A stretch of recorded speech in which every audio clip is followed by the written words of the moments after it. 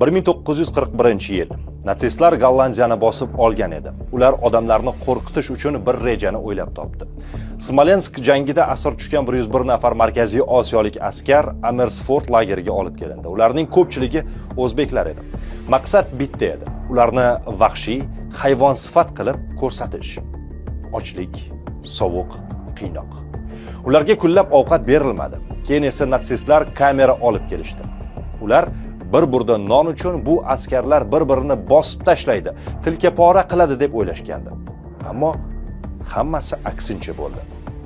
Bir yosh askar yerga tashlangan nonni oldi va uni ehtiyotkorlik bilan peshonasiga tekkizdi.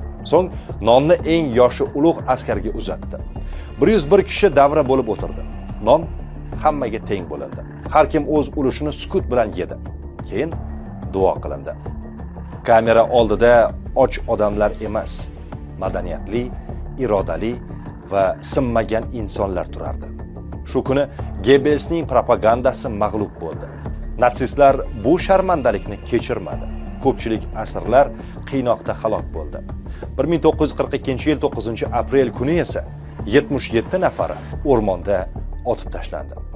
Bugun Niderlandiyada har yili bu qahramonlar xotirlanadi. Ularning jasorat haqida filmlar olindi. Yodgorliklar qurildi.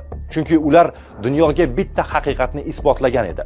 Insonni ochlik ham, qo'rquv ham, qiynoq ham sindira olmaydi. Agar uning qalbida qadriyat, oriyat va vatan bo'lsa.